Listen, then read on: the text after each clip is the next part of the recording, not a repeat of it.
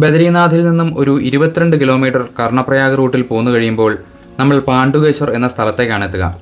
ഇവിടെയാണ് പഞ്ചബദരികളിൽ ഒന്നായ യോഗധ്യാൻ ബദരി സ്ഥിതി ചെയ്യുന്നത്. വഴിയുടെ ഇടതുവശത്തായി തന്നെ ക്ഷേത്രത്തിലേക്കുള്ള കവാടം കാണാം. അളകനന്ദയുടെ തീരത്തായി ഗംഭീരമായ ഹിമാലയൻ കൊടുമുടികളുടെ പശ്ചാത്തലത്തിൽ വളരെ പുരാതനമായൊരു ക്ഷേത്രം. ബദരീനാഥിനോളം തന്നെ പഴക്കവും ഈ ക്ഷേത്രത്തിനുണ്ട്. യോഗധ്യാൻ എന്ന വാക്കിൻ്റെ അർത്ഥം തന്നെ ധ്യാനവും ഭക്തിയും എന്നാണ്. ഭഗവാൻ ഇവിടെ ഒരു യോഗിയെപ്പോലെ ധ്യാനരൂപത്തിൽ കുടികൊള്ളുന്നു എന്നാണ് വിശ്വാസം.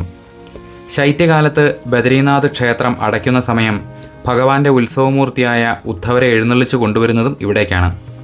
പാണ്ഡവരുടെ പിതാവായ പാണ്ഡു മഹാരാജാവിൽ നിന്നാണ് ഈ ക്ഷേത്രത്തിന് പാണ്ഡുകേശ്വർ എന്ന പേര് ലഭിച്ചത്.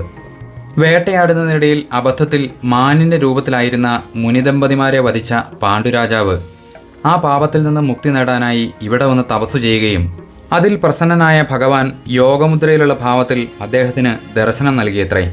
പാണ്ഡു മഹാരാജാവാണ് ഇവിടെ ധ്യാനരൂപത്തിലുള്ള ഭഗവാനെ പ്രതിഷ്ഠിച്ചത് എന്നാണ് ഐതിഹ്യം. കുന്തിദേവിയും പാണ്ഡുവും ഇവിടെ താമസിക്കുമ്പോഴാണ് പഞ്ചപാണ്ഡവർ ജനിച്ചതെന്നും കരുതപ്പെടുന്നു. പാണ്ഡവർ തങ്ങളുടെ ബാല്യം ചെലവഴിച്ചതും പിന്നീട് സ്വർഗാരോഹണത്തിന് മുൻപായി ഭഗവാനെ ദർശിക്കാനായി ഇവിടെ എത്തിയിരുന്നതായും കരുതപ്പെടുന്നു.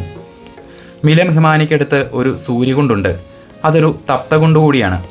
കുന്തിദേവി സൂര്യൻ്റെ മകനായ കർണന് ജന്മം നൽകിയതും അവിടെ വെച്ചാണ് എന്നും കഥയുണ്ട്.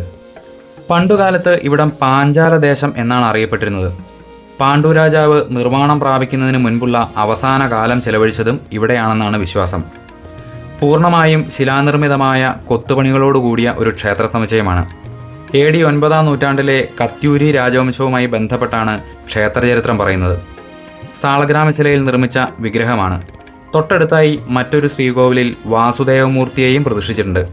ചരിത്രപരമായും ഈ ക്ഷേത്രത്തിന് വളരെയധികം പ്രത്യേകതകളുണ്ട്.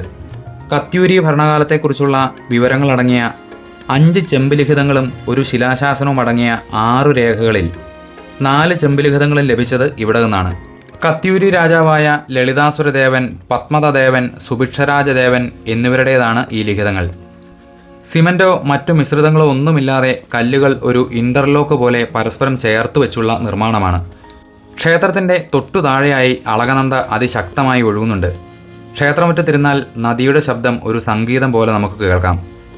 യോഗധ്യാൻ ബദരി എന്ന പേര് പോലെ തന്നെ ധ്യാനാവസ്ഥയുടെ ഒരു ശാന്തതയാണിവിടെ.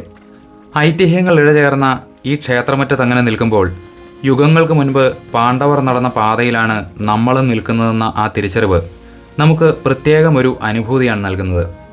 ഹിമാലയത്തിലെ ഈ ചെറുഗ്രാമം ഇന്നും അതിൻ്റെ പഴമയും പവിത്രതയും ഒട്ടും നഷ്ടപ്പെടാതെ കാത്തു സൂക്ഷിക്കുന്നു.